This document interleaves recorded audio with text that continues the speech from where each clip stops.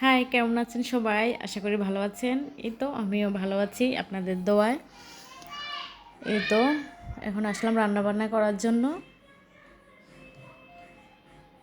এই তো কড়াইতে চিংড়ি নিয়ে নিচ্ছি। একটু ভালো করে নেড়ে চেড়ে নিতে হবে, একটু কালারটা সুন্দর আসবে। এখন দিয়ে দিচ্ছি একটু সরিষার তেল,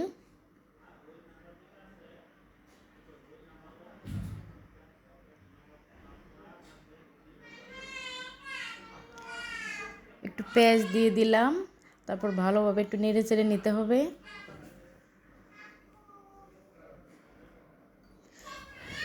তারপর দিয়ে দিলাম 1 টেবিল চামচ লবণ। তারপর দিয়ে দিলাম রসুন বাটা 2 টেবিল চামচ। তারপর দিয়ে দিলাম একটু জিরে বাটা,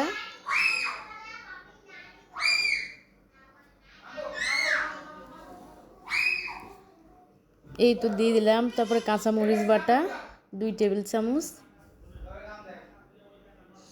একটু নেড়ে চেড়ে নিতে হবে ভালো করে।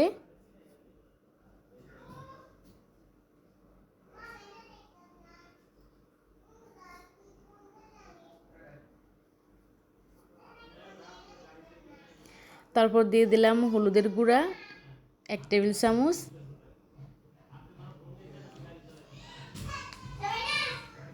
তারপর দিয়ে দিলাম 1 টেবিল চামচ মরিচের গুঁড়া।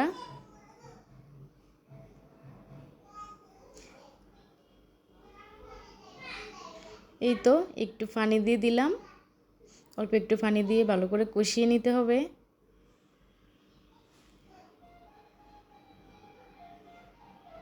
একটু নেড়ে চেড়ে নিচ্ছি।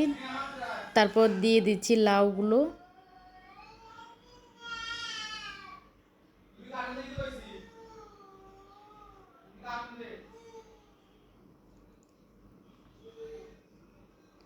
তারপর একটু ভালো করে নেড়ে চেড়ে দিতে হবে।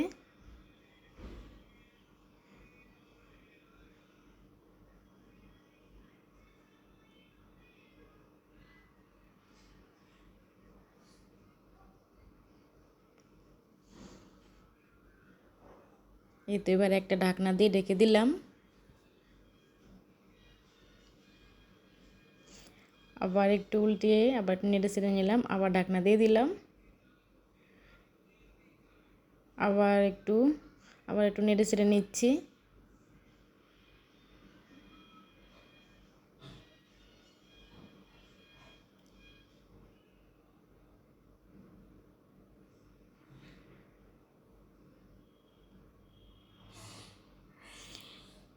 আবার ঢাকনা দিয়ে দিলাম। এই তো লাউ থেকে পানি বের হয়েছে। আমি কিন্তু একটু পানিও ইউজ করিনি। যে দেখেন কত সুন্দর পানি বের হয়েছে। একটু ভালো করে পানি দিয়ে কষিয়ে নিতে হবে।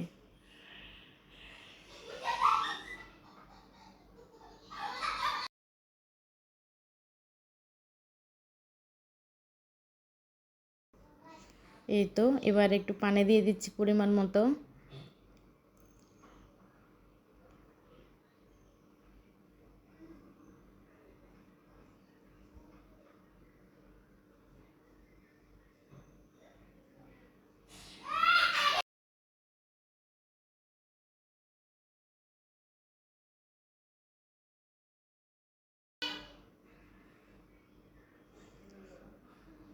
এবার ঢেকে দিলাম।